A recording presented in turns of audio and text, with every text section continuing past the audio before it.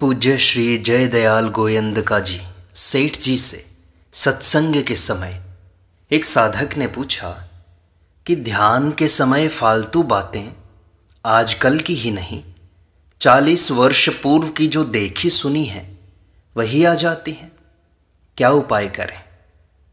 सेठ जी ने कहा, इसका उपाय यही है कि जब फालतू स्फुरना आए तब एकदम मन को धिक्कार दो कि मूर्ख क्या करता है। फिर भी नहीं माने तो भगवान के सामने करुण भाव से पुकार लगाओ, हे नाथ, मुझे कुछ चाहिए नहीं, केवल आपके चिंतन में एक क्षण भी बाधा न हो। यह भावना सकाम होने पर भी हानि नहीं है। गदगद भाव से प्रार्थना करनी चाहिए। प्रश्न उठा कि ऐसा हो जाए कि सबसे घृणा हो जाए, फिर संसार की भावना ही न हो। सेठ जी ने कहा, जब ऐसा ज्ञान हो कि फालतू बातें आई, उस समय चित्त में जोर देकर प्रार्थना करनी चाहिए कि हे प्रभु, मेरा चिंतन ऐसा क्यों हो रहा है, आपका विस्मरण क्यों होता है, आपकी दया होते हुए भी ऐसा क्यों हो रहा है। यह मन नहीं मानता, क्या करूं। भगवान दया करें, दया करें, मेरा मन आपके प्रेम में लगा रहे। हे नाथ, हे प्रभु, चाहे जैसे हो आप दया कीजिए। बस मन को फटकार लगाओ कि इसमें लाभ क्या है। रे मन, सोचो तो सही, अरे व्यर्थ समय क्यों नष्ट करता है। रे मन, बुरी आदत छोड़ दो। यह विषय चिंतन व्यसन है और कुछ नहीं, उसमें भी पतन है। देखो, हम जिसकी निंदा करते हैं उसका कुछ नहीं बिगड़ता, उल्टा हमारा ही नुकसान होता है। सदैव मन के दृष्टा बने रहो। प्रश्न उठा कि जहां तक ख्याल रहता है वहां तक तो दृष्टा हम रहते हैं, और जब ख्याल नहीं रहता तो उस समय अभाव में क्या करना चाहिए। सेठ जी ने कहा, ज्ञान मार्ग में तो ख्याल रहता है नहीं, तो घड़ी पास में रखें, 5-5 मिनट में संभाल करते जाएं कि मन सावधान है कि नहीं। संभालने में सावधानी रहती है, बीच में व्यवधान हुआ है उसको संभालना है। ध्यान चल रहा है तो उत्तम ही है, संभालना है ही नहीं। जब जब मन को देखो कि फालतू बात में जाता है, तब तब खूब रोना, पश्चाताप करना चाहिए। प्रश्न उठा कि रोना नहीं आता सेठ जी, क्या करें। सेठ जी ने कहा कि मन से पूछो कि चाहता क्या है भाई।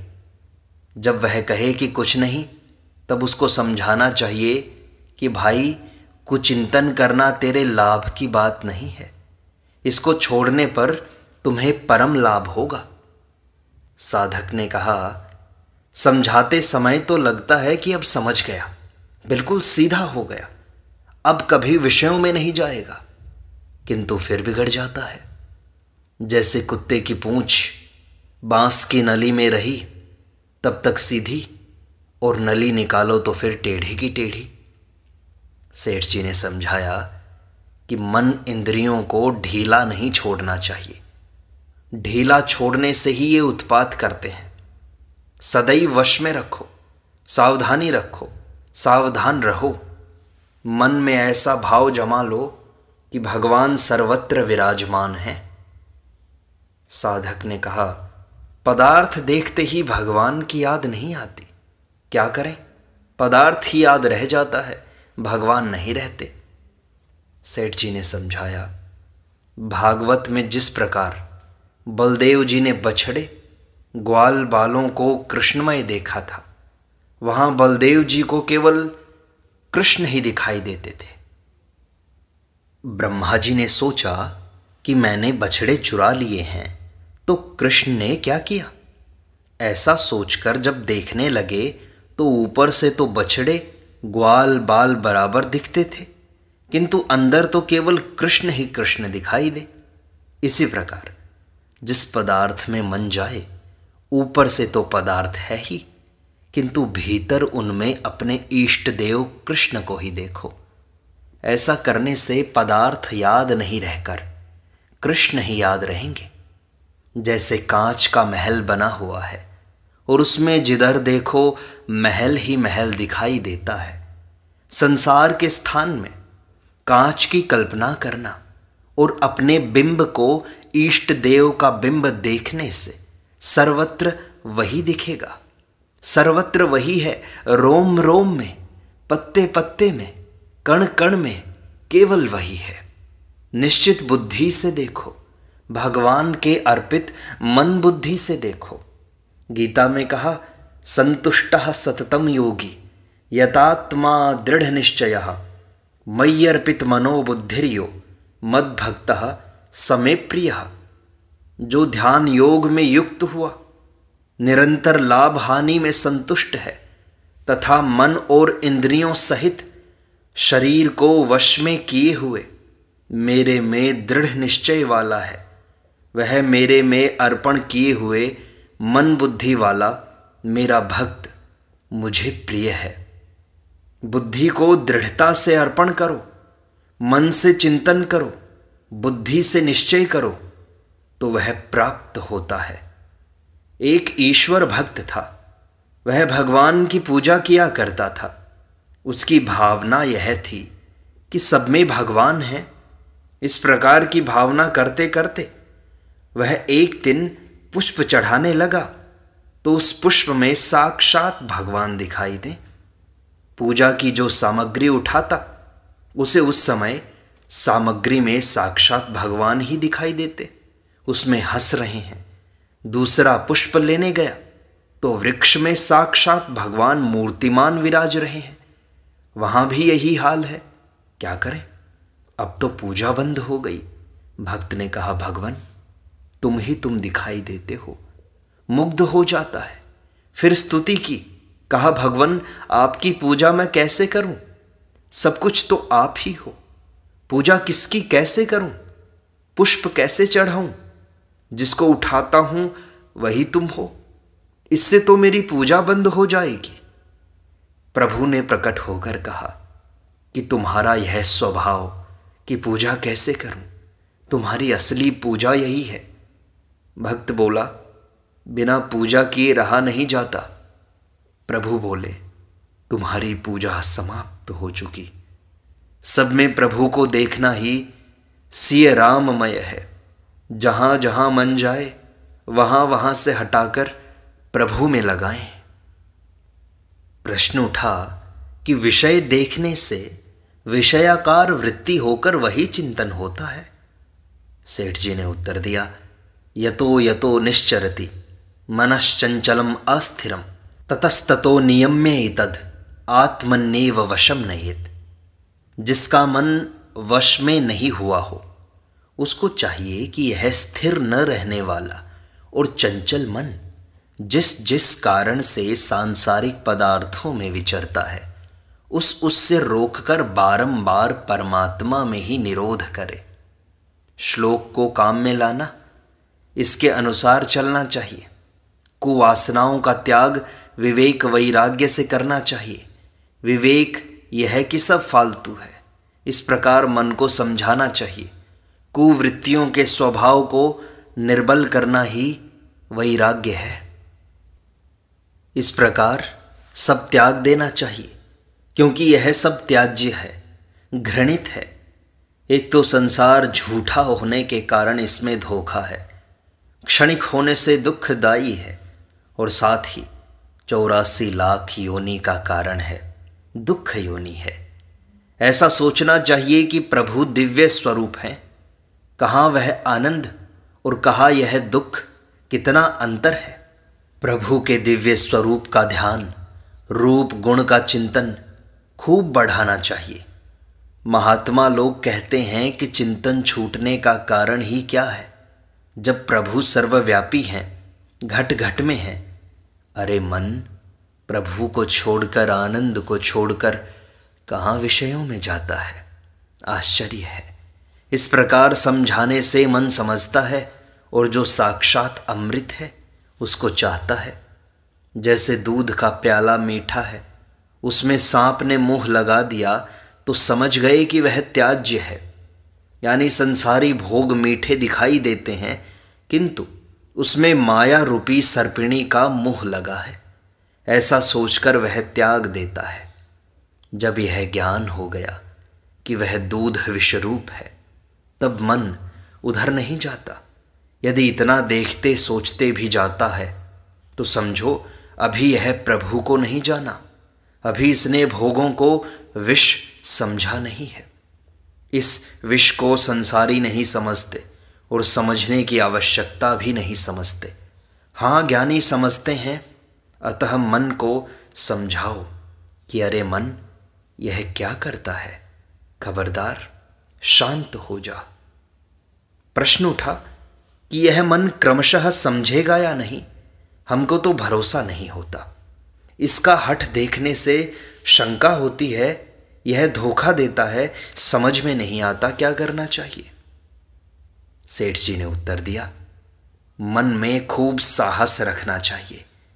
यह भावना करें कि यह मन तो ऐसा ही है, अच्छा होगा या नहीं। तब सोचें कि पूर्व संचित पाप से ही कुवासना आई है। इसको छोड़ो, मन तो पाजी है, समय समय पर साधक को धोखा देता है। काम क्रोध आदि शत्रु हैं, इनको मार डालो। ये हमको कुमार्ग पर कैसे चलाएंगे जब हम नहीं चलेंगे तो। भगवान स्वतः कहते हैं कि भरोसा रखना चाहिए। भगवान गीता में कहते हैं, माम ही पार्थ व्यपाश्रित्य येऽपि स्युः पापयोनयः स्त्रियो वैश्यास्तथा शूद्रास तेऽपि यान्ति पराम गतिम। हे अर्जुन, स्त्री, वैश्य और शूद्र आदि तथा पाप योनि वाले भी जो कोई हो, वे भी मेरी शरण होकर परम गति को ही प्राप्त करते हैं। अनन्य चेताः सततम यो मां स्मरति नित्यशः तस्याहं सुलभः पार्थ नित्ययुक्तस्य योगिनः।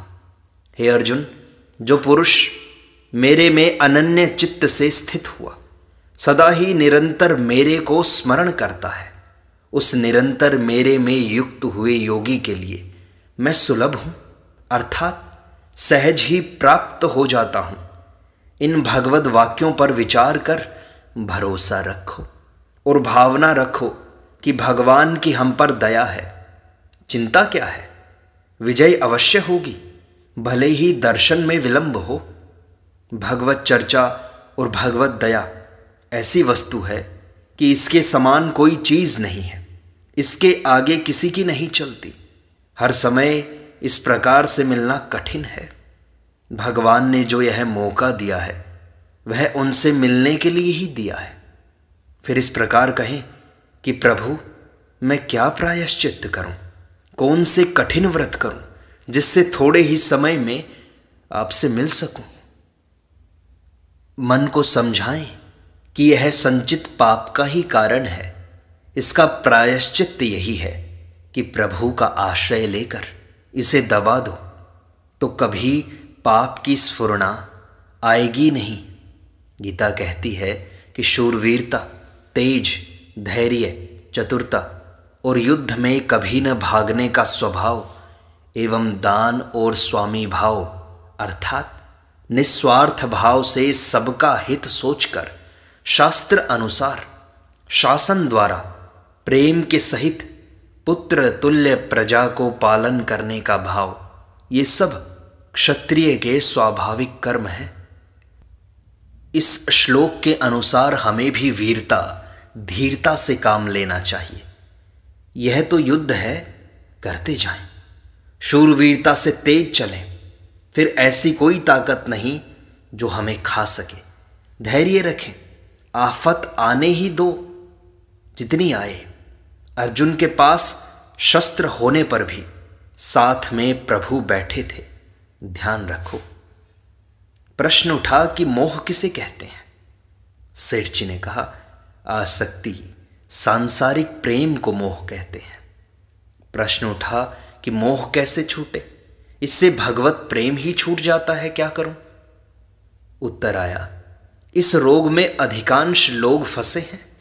संसार में सुख प्रतीत होता है और सुख की प्रतीति होने से मोह होता है। इसी कारण मनुष्य इसमें बंधे हुए हैं और भगवान को भूल जाते हैं। पुत्र आदि में ममता नहीं होनी चाहिए। यह ज्ञान होने पर भी हम नहीं चेतते। प्रश्न उठा, मोह सच्चा है या झूठा है? समाधान हुआ कि प्रतीति काल में सच्चा लगता है। संसार से संसर्ग होता है तब सच्चा लगता है, इसलिए ऐसा होता है। रोगी कुपथ्य करता है तो फल भी वैसा ही होता है। वास्तव में सुख सच्चा नहीं है।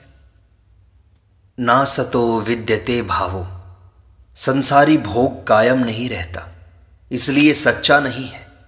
मनुष्य भोजन करता है और करते करते छोड़ देता है, क्योंकि फिर उसको सुख नहीं होता। पेट भर जाता है। ऐसे ही पुष्प में सुगंध होती है, उसको एक दो बार सूंघने पर फिर अरुचि हो जाती है। प्रातःकाल फूल सुंदर एवं सुगंधित था, दोपहर को मुरझा जाता है, दूसरे दिन सूख जाता है। प्रातःकाल से सायंकाल में अंतर पड़ जाता है, 2 दिन बाद तो उसका रंग रूप बदल जाता है। इससे पता चलता है कि किसी भी पदार्थ में सुख नहीं होता। प्रश्न उठा, हर समय सुख नहीं होता, किंतु क्षणिक सुख तो होता ही है। उत्तर आया, यह केवल धोखा है, केवल सुख की कल्पना है। उसमें सुख तो क्षणिक भी नहीं है, क्योंकि एक ही पदार्थ सबको अनुकूल नहीं पड़ता। जैसे मांस खाने वाले को रुचि होती है और नहीं खाने वाले को घृणा होती है। पदार्थ एक ही है, किंतु भावना पृथक पृथक 2 प्रकार की है। जैसे सुंदर युवा स्त्री विरक्त को बुरी दिखाई देती है, कामी को अच्छी और भोगी को रमणीय। यही कल्पना ब्रह्मांड में भी कर लेनी चाहिए। परमात्मा जहाँ है वहाँ आनंद ही आनंद है और वह सर्वत्र विद्यमान है। वास्तव में भोगों में आनंद नहीं है, मात्र दुख ही है। भोग का परिणाम सब जगह, सब स्थान पर खराब ही होता है। क्या इस लोक में, क्या परलोक में।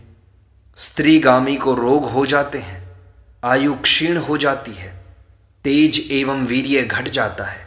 अतः सुख क्षणिक है, रोग अनंत है। साधक ने फिर से पूछा कि हम समझते हुए भी नहीं समझते, मोह नहीं हटता, क्या करूं? सेठ जी ने कहा, इस विषय में यह विचारना है कि मनुष्य शरीर की प्राप्ति क्षणिक सुख के लिए नहीं, अपितु अनंत सुख के लिए है। इस ओर ध्यान देने से मालूम पड़ता है कि मनुष्य योनि अन्य योनियों से श्रेष्ठ है। क्षणिक सुख के लिए यह शरीर नहीं मिला है, क्योंकि यह क्षणिक सुख तो अन्य योनियों में भी मिलता है। यदि क्षणिक सुख के लिए मिला मान भी लिया जाए, फिर हमसे तो वैश्या भी अच्छी है। वैश्या को जितना आनंद प्रतीत होता है उतना ही आनंद कुत्ते को कुतिया से, गधे को गधी से मिलता है। जब दधीची ऋषि के पास इंद्र गए तो मुनि ने पूछा, क्यों आए हो? इंद्र ने कहा, ज्ञान सीखने। मुनि बोले, तुम्हें ज्ञान नहीं बता सकता, क्योंकि जिस प्रकार तू इंद्राणी के साथ आनंद करता है, उसी प्रकार कुत्ते को भी कुतिया से आनंद मिलता है। अतः मैं तुम्हें ज्ञान नहीं दूंगा। दधीची ऋषि तो दूसरे ही आनंद में मग्न थे। उन्हें इंद्र सुख से घृणा हो आई, क्योंकि सब पदार्थ क्षणिक हैं। प्रश्न उठा कि हम जानबूझकर संसारी भोगों में जाते हैं, परमेश्वर में नहीं, ऐसा क्यों? क्या करें? उत्तर आया, कारण यह है कि हमको जितने मिले विषयों के संसर्ग का उपदेश देने वाले ही तो मिले। प्रश्न आया कि इनका तो कहीं व्याख्यान नहीं होता। उत्तर आया, इनका क्रिया रूप से व्याख्यान होता ही रहता है। परस्पर खाने पीने की, शौक शौकीनी की बात के सिवाय कोई दूसरी बात करता ही नहीं। द्वेष तो कुत्ते बिल्ली में भी होता है। वे भी परस्पर रोटी के लिए झगड़ते हैं। इसके सिवाय जितने मिले रुपयों का प्रभाव बताने वाले मिले, भगवान का प्रभाव बताने वाले मिले नहीं। रुपयों का लोभ हमें बचपन से ही लगा है। बाजार में पिता के साथ गए, पेड़ा दिखा तो रोए, बस 1 पैसा मिल जाता। कुछ दिन बाद फिर मांगा तो नहीं मिला, फिर चोरी की। इस रुपए के लिए ही दुनिया में मुकदमे चलते हैं। जिधर देखो उधर रुपए ही हैं और रुपए को ही भगवान मान लिया है। यदि आज ऐसी खबर दे दें कि अमुक स्थान पर कपड़ा बटने वाला है तो अनगिनत लेने वाले एकत्र हो जाएंगे, किंतु प्रभु गुण अनुवाद में कोई नहीं आएगा, सत्संग में कोई नहीं आएगा। आहा, देखो हम लोग रुपयों के प्रवाह में बह रहे हैं, क्या करें? किंतु निश्चय करो कि संसार का सुख एकत्र करके परमात्मा के सुख की एक बूंद की तुलना करो तो वह एक बूंद संसारी सुख से अत्यंत विलक्षण है। मात्र बड़ाई प्रतिष्ठा को विष के समान समझो। इत्र फुलेल का आनंद वैराग्य होने पर मूत्र सदृश लगता है। भला गुड़ खाने वाले को अमृत का क्या पता? जिस देश में सूर्य नहीं होता, जहां अंधकार है, वहां जुगनू का प्रकाश ही उन्होंने उत्तम मान रखा है। उनसे कहें कि भाई हमारे यहाँ तो दिन भी होता है, तो वे बोलेंगे दिन क्या चीज़ है, कितनी बड़ी चीज़ होती है। हमने कहा कि उसमें प्रकाश अधिक रहता है, तो वे बोलेंगे क्या सारे जुगनुओं का प्रकाश एकत्र करें तो उसके बराबर होगा? हमने कहा नहीं। फिर बोला कि यदि दिया सलाई का प्रकाश करें तो उसके बराबर होगा। आखिर में वह बोला कि इस पहाड़ को जलाएं तो प्रकाश उसके बराबर हो जाएगा क्या? अभी तक वह सूर्य को झूठ मानता है, किंतु जब उसको सूर्य के प्रकाश में लाए तो वह मुग्ध हो गया। पहले तो वह जुगनू को ही श्रेष्ठ मानता था। इसी प्रकार हम जुगनू के प्रकाश के समान सुख देने वाले भोगों को ही सर्वश्रेष्ठ मान बैठे हैं।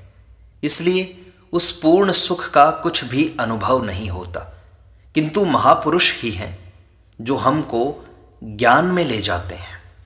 महापुरुष भी कोई एक ही होता है।